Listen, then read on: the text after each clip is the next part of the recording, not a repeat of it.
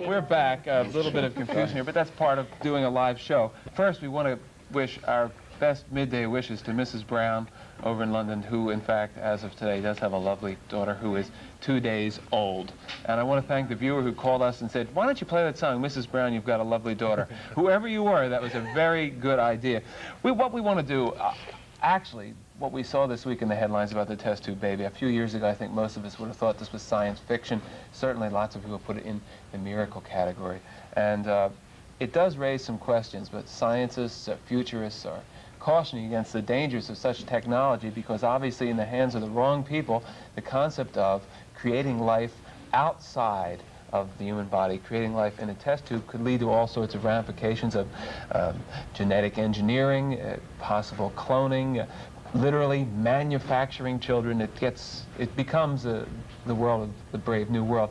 I want to introduce you to the folks now who are going to hopefully get into some of the elements of this issue. Here is Jeremy Rifkin, who is the author of the book, Who Should Play God?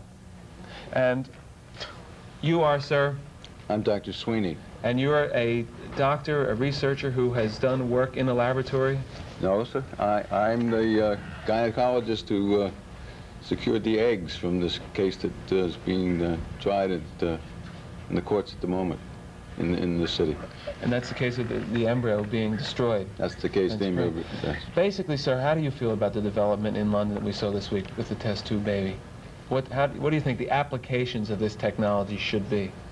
Oh, I think it's tremendous, of course, that it took place. And I talked to Mr. Steptoe just yesterday about it. I think it's a great step. It's a great accomplishment.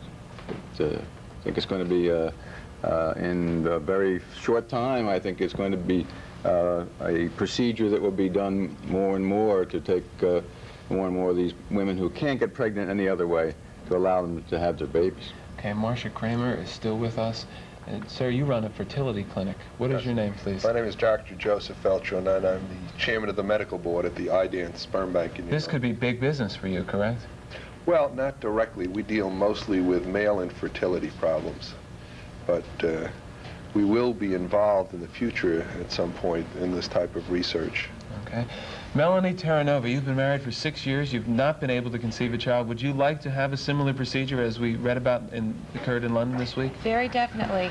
At the moment, it has been determined that my tubes are blocked, and I consider similar to the woman in London. Yes, and I consider this a mechanical breakdown. And if I could bypass this mechanical breakdown and have an implant put into my uterus and conceive or to carry through the pregnancy, of course I want it. I'll be the first on the list. I'm going to be I'll have discussions with my husband. I will be after my doctor to let me have this procedure as soon as it is available. I have been trying for 5 years to conceive. I did have a miscarriage several years ago, which indicates that I can, but after the miscarriage, I had several infections, which led to my tubes becoming blocked. And now I don't think that I will become pregnant or carry through unless a procedure like this becomes available. I have almost given up. I think a year ago I said, this is it. I don't need this. I'll never be able to explain to anyone what I have been through in the past 5 years. And so a year ago I said, I can't take it anymore.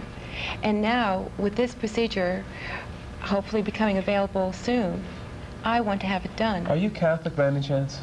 I'm Greek Orthodox, which is similar to Catholicism. Okay, well, sitting next to you is Father Howard Basler. And just quickly, Father, explain why the Church is opposed to this.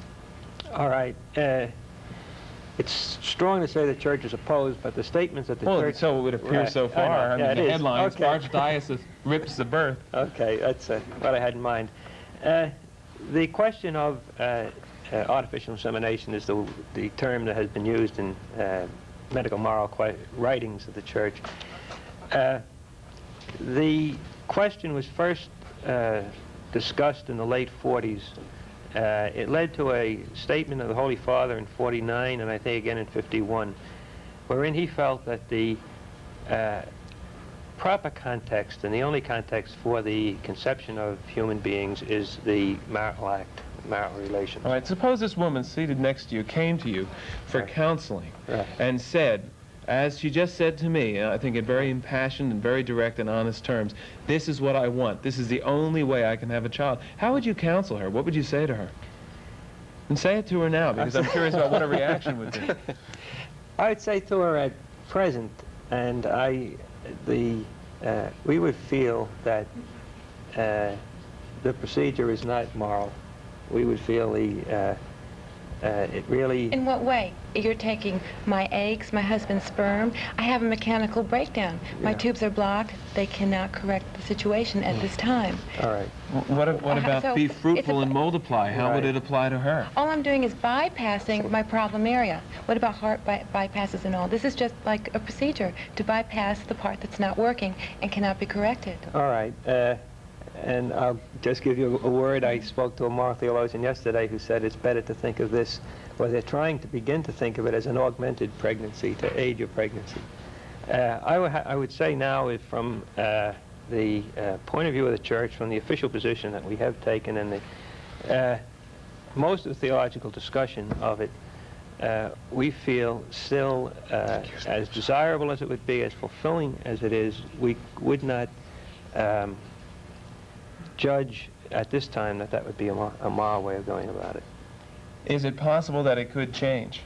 Yes. The church's position could change? Yes, all the medical moral questions of the church follow very much on medical information, and I think the theologians on both sides will say this has been drawn from the knowledge that people had at the time. Okay, I'll shift over now to Jeremy Rifkin, author, again, as I said before, this book, Who Should Play God? This is his third appearance on the show.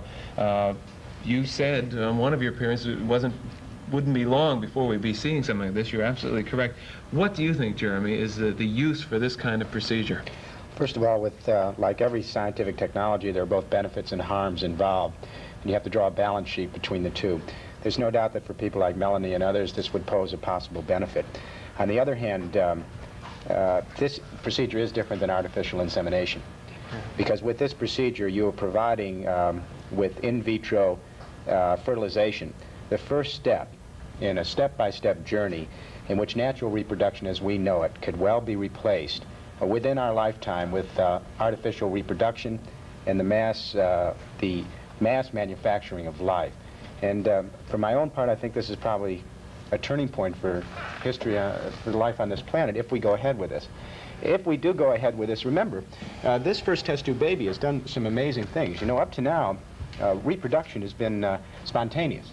You never know what kind of baby you're going to get, male or female. With this process, you can take the spontaneity of nature and you can replace it with a predictability. You know the sexual outcome of the fetus right away. Right, Dr. Sweeney shaking his I mean, head. you can determine that, and you can work on that basis. And that's not true at all. First of all, your statement that there's no way to know what kind of a baby somebody's going to have isn't true. We can do amniocentesis on any pregnant woman and tell her whether she's going to have a boy or girl, so we know that already. But you can't do it before conception. You cannot design it. You can't do You it can't now do it with either. this. You can't do it But now this either. opens the first step toward that process. I'm sure you're aware that most scientists in the field, I think including yourself, have said that down the line it'll be possible to do that with the opening up of in vitro. There's no technology available at the present time to do what you say. That is, that you can determine the sex of the child in advance. There are claims that such things are possible, but no one has yet been able to come up with any kind of method that is reproducible and continually successful. There's a lot of research on this work, for example, in the animal field. It would be very nice if you could pick whether you wanted to have a cow or a bull, but there's no such technique available at the present time. Do you think there will be such a technique available, given the breakthroughs over the next 10 to 20 years? I don't know.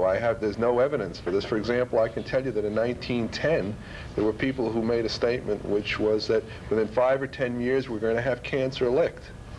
It's now 60 years later. So there's no way I or anybody I know could make a statement. I think, by the way, Bill, we ought to, for your listeners, define terms like artificial insemination and test tube babies. Go ahead. Because Okay. I think that most of your listeners are hearing terms like clones, artificial insemination, test tube babies, and just speaking to the lay public, I've discovered there are many people, for example, who think that this baby in England was actually raised in a test tube. The point of fact is, first of all, in terms of artificial insemination, The only thing that's artificial about it is that the sperm, instead of being placed in the woman's vagina via the husband's penis, are placed in there with a syringe. The sperm is collected. Right. That's artificial insemination. That's not what happened in London. Right. Though. All right. Well, just so your listeners know, because these terms are being bandied about, Correct. people That's don't true. know. All right. So that's what artificial insemination. What was done in London was the same sperm was taken. It was mixed with the egg. Instead of the mixing taking place within the woman's body, because her tubes were blocked, it was mixed in a test tube. Now, that's the only part that's done in a test tube. It was left there for 4 days. Now, in the human body, that same process would have taken place in the woman's tubes. Now, this woman's tubes were damaged. In the normal situation, after 4 or 5 days, that ovum, that embryo, would have implanted in the uterus. What they did was, at the same time, they took it out of the test tube, placed it inside the uterus where it would have normally arrived at the same time, and the natural process continued. So that there was very little, it was very artificial about this. All it was artificial or mechanical was bypassing a very critical stage in the process. And it's important that people shift to realize. Dr. Sweeney. I think that's good that you did take a minute to define. Dr. Sweeney, what's the possibility that in the future, this is a futuristic question, we could have such a thing as an embryo bank of little fertilized eggs like this that are frozen or suspended in some way, that a woman could, you know, go to this place, get this, have it put in her uterus, and then conceive a child that could not have any relationship to her or her husband? Well, I would hope that would never happen. But is it a possibility? It is certainly a distinct possibility. I would not object if what you're talking about is if Melanie wants 2 or 3 babies, and instead of just having one, that at the time that the eggs are secured and we fertilize them, that maybe we could save these others, and then at future times, so she can have her babies every 2 years, they're still her babies, they're still her husband's babies, but I would certainly hope that we don't get to the point where we're going to do this with surrogate mothers. I think that there's a certain ingenuousness among the scientists in the medical profession about this. After several years of cataloging their statements about what their real intentions are in the scientific community versus their intentions with the public after something becomes a fait accompli, we see a contradiction.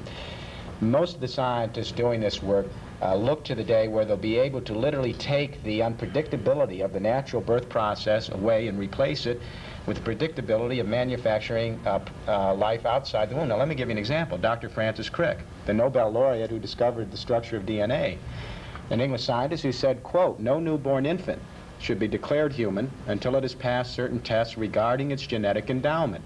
And if it fails these tests, it should forfeit the right to live." Now, I think what we have to realize here is, from Dr. Joshua Lederberg, the Nobel laureate at Stanford, to Dr. Crick in England, there are many, many scientists in this field who would like to see test tube birth as a step-by-step process to develop in the world of life the kind of manufacturing process that we have already developed through science in the external world. That's exactly what's moving. Excellent point in terms of the danger, at least the Brave New World aspect of it. We'll take a break for a commercial. We'll be back with one more guest, a woman who is opposed to this, who does have 3 children. We'll be right back. All right, we're joined right now by a woman who has 3 children. Her name is Evelin Aquila. She is a human life coordinator for the Brooklyn Diocese. And you're opposed to this, correct? I have great, I have to think about serious the ramifications of all of this. Well, how... Medical, legal, social, you know, I see how it can help Melanie here. And I see that subjectively as one woman to another. I can understand that. But I think we have to look at the broader sense of what's happening here. Well, obviously, we just raised some questions at the end of the last segment about the broader sense. But what about, again, it's almost like the same question as the First Amendment against the Sixth Amendment, the individual against society, as we were talking about before. Here's the individual. Here's the woman who would like to have this procedure. So how do any of your arguments really come down and affect her if she can have children in no other way? I may never convince her, if I can't convince her of the broader needs of a total society, I may never be able to convince her to change her mind. That's not my job anyway. But I feel that we have to look at all these things and say, what is the effect this will have on our children, on even an adoptive child she might have? on any Do you mean child, on just the the world effect that of will the, come. the fertilization taking place outside the body? Well, the 'Cause one, that's all she's that one asking act, for. that one act can be reproduced to many, many different ways, not always maybe to a good end. You see, We don't know these. You know, we have to look at this, you know, completely, really research it and look what's What's here. your responses, Mary? Well, I'm concerned about society. However, this situation is happening to me, and I want to do everything I can to correct it. And first of all, my husband and I are very much in love. We are going to go into eternity together. I want to have a child with my husband. As far as adoption is concerned, it's very difficult for us to find a healthy, normal white child. Well, if there was an Also- abortion, I suppose if we didn't have 1 million children aborted No, in I this have been country, told- we wait, would look, have enough I've been babies to- for you all to right, adopt. All right, but that's not the case No? right now, and I don't care because I am here living my life, and I want a child to be a part of my life. And as far as having a child with my husband, that's very important to me because my husband is 42 years old. And for us to adopt a child, let's say an older child is available for adoption, that would not really be a way to ease a child into our life. My husband's 42, I'm 32, and we are set in our ways. I feel that we would grow as a family the best way, starting with an infant that we have made together. I'm talking about a good, solid, firm family unit. And I really want to get around my mechanical defect and have a child with my husband. Father Basler? Melanie, I want to go back a bit on that answer I gave you earlier in the segment when there is a theological conservatism, I think, in part of the churches in reacting to this present situation as it comes upon us. Now, I'm not saying as a surprise. There's been considerable discussion of the whole area of bioethics, as the doctors would be aware of, is probably more aware of than I would. But as you present the case that you are speaking of a procedure that would be procreative within the unity of marriage, developmental, it's in that context that I answered Bill to say that the present position of the church is certainly understudy and certainly reformable if people can reason from solid moral principles to a possible moral sanction for the Father procedure. Basler, excuse me for a second. I want to shift back now to where we were at the end of the Sure. last segment, to Jeremy Rifkin. Let's take a minute and have all of us here consider some of the far-flung possibilities that this creation of life outside of the body in London this week bring about. Now, Jeremy, you were talking before about the manufacture of Yeah, this babies. is very much on the drawing board, and most of the scientists in On the field of whose genetics- drawing board, The though? scientists in genetics. For example, yeah, you might have seen in yesterday's front page of the New York Times a smaller story under the test tube baby saying that scientists had just isolated a pure human gene. And many people might have ignored that story. That story is as important as a test tube baby because along with test tube birth, the exploration of genetics is allowing the scientists to learn enough about our genetic code, both monogenic and later on down the line polygenic traits, to be able to begin the process, and I'm not going to give a timeline, but to begin the process of programming traits into the fetus or into the conceptual stage. Now, the reason that's important is that when you can conceive in a laboratory, and then when you can take that conception to the next stage, which is a fully developed test tube womb for 9 months of gestation, and they're talking about that as the next stage, was in the papers today, where the baby would be totally in a glass womb for 9 months. You can monitor that baby, and you can provide the kind of genetic manipulation that is necessary to program traits. And once you move there, you're into eugenics. And that is where you start to decide what gene traits should be put into the gene pool, what should be eliminated, and then you are designing life in the same way that you're designing automobiles. That is not 500 years away. That is not 200 years away. We've been on this planet 3 billion years. It's taken that long for the gene pool to develop. The developments I'm talking about manufacturing genetically traded, designed life, is, according to most scientists, within the next 100 to 150 years, 5 generations. Let's ask a scientist. Dr. Sweeney, how do you, just in general terms and in practical terms, relate to the possibility that within our lifetime we may be seeing the creation of life outside the body as it's already been done, and then the gestation period taking place in a laboratory, not in a human body? Well, of course, we're not there yet, but as he says, it's not going to be perhaps too long a time. And there's no question in my mind that the guidelines are going to have to be set up I don't know by whom, I don't know, to prevent this from happening. Yeah, that's the title of Jeremy's book, actually, Who Should Play God, which is a well-put title. We'll be back to continue this discussion right after this. One of our research scientists on the panel today, Dr. Joseph Feldschuh, has some thoughts. Basically, you feel that what Jeremy Rifkin is saying, he's taking it too far, we're not anywhere near that. I think there's a fundamental question here, and that is knowledge dangerous? For Well, hundreds what about of atomic knowledge? That's Atomic right. For knowledge. A lot of hundreds, people say yes, it is. for hundreds of Sure. years, people have said, with each new scientific advance, that this has a potential for harm, and there's no question about it. Take, for example, Jeremy mentioned the fact that we're beginning to understand the genetic code. Now, that's possible that we will manipulate the genetic code to do something. You know, every person has many physical defects. We have diabetes, we have tendency for a hardening of the arteries. Now just imagine if we can figure out how to correct the genetic code so that a person who's doomed to die, let's say at age 45, because he has premature hardening of the arteries, is able to have that genetic code switched so that that lethal gene is altered.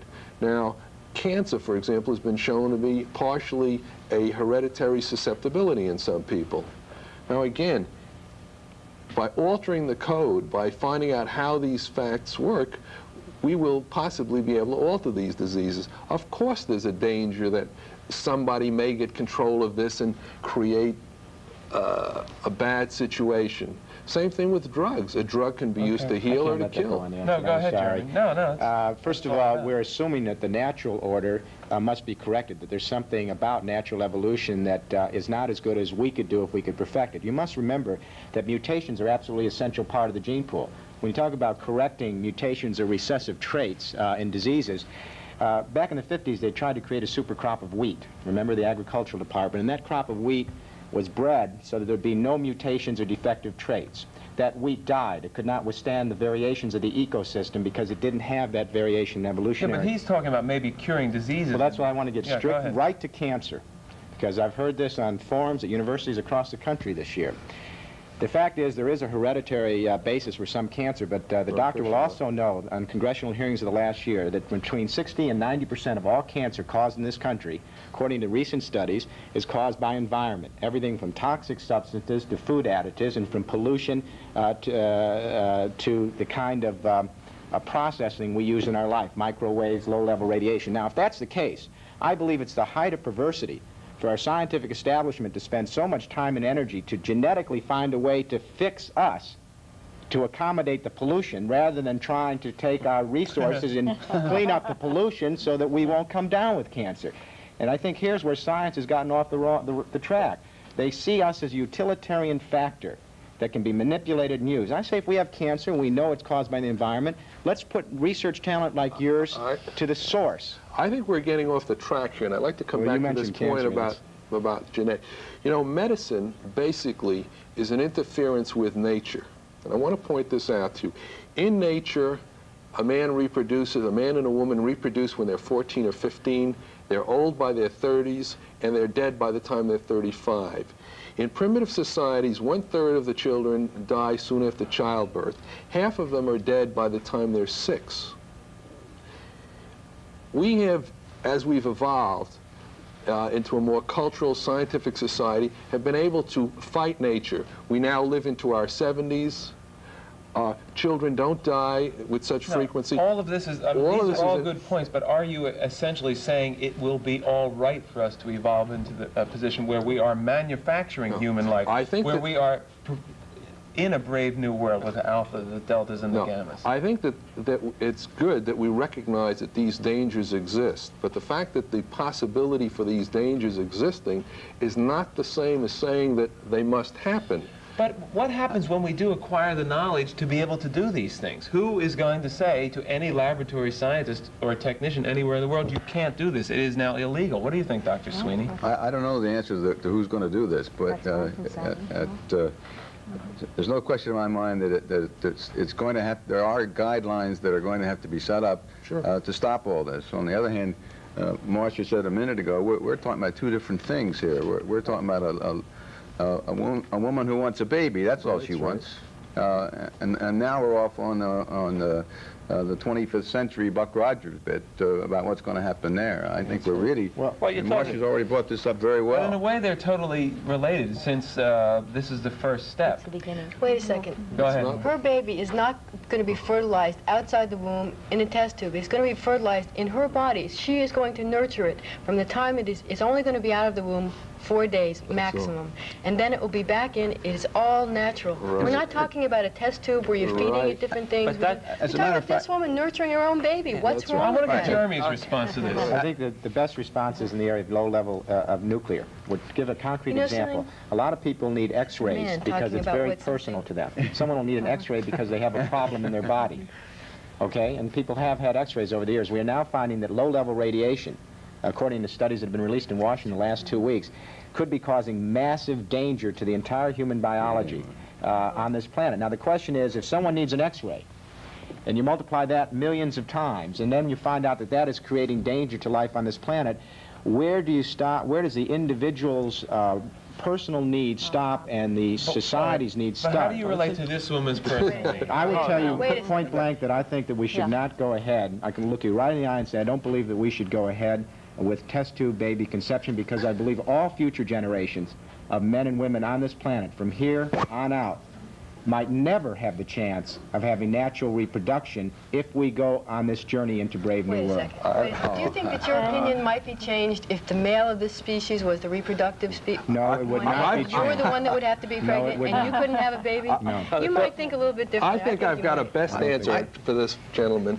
If I can manipulate your genes so that you wouldn't be partially bald as you are right now, I bet you that you'd want your genes manipulated so that you would have a full And head I of would bet hair. you that you're absolutely wrong. You see, that's where we are in a scientific, no, we're involved in a scientific fix today. You know, you assume that it is absolutely essential that anything that science comes up with should be immediately applied. I'm saying that there is such a thing as the natural order in life, and we've so manipulated that natural order that by the year 2000, 1 out of every 6 species on this planet will be extinct in 22 years from now. Did you know that? And that has to do with the kind of scientific reductionism that leads to these techniques. We have to take a break. We'll be right back to wrap things up and hear from Dr. Sweeney and everybody else, if possible, right after this. Okay, 2 minutes to try to wrap this thing up, which is impossible. I'm sure we'll be doing with this on future shows. Dr. Sweeney, you're about to make a point when Yes, I commercials want to make come a point. charging on. I want to make a point by calling this a test tube baby. I don't understand why this thing that's been out. It's test tube fertilization. Well, it's been out of in a test tube for 2 days, maybe 4 days. You put it back in, and it's a baby, right? How about the other end? Suppose at 7 months, a woman delivers prematurely, and the baby then spends the next 2 months in an incubator. They don't call that an incubator baby. So why do they call this a test tube baby? That's the one point. And the second point, I think there's nothing greater in the world than that be able to give her a baby if she can't have a baby.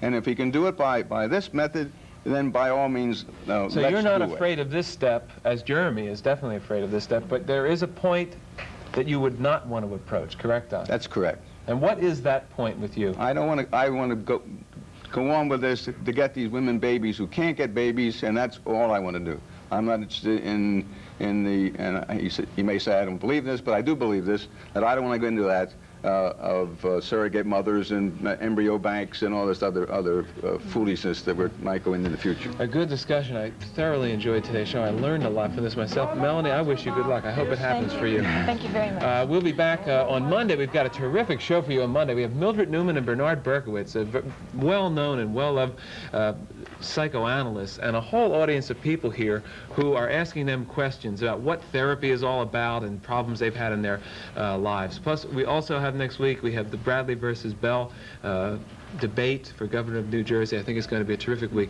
Have a real sunny and fun weekend, and I'll see you live on Monday with Mildred Newman and Bernard Berkowitz. Thanks for watching.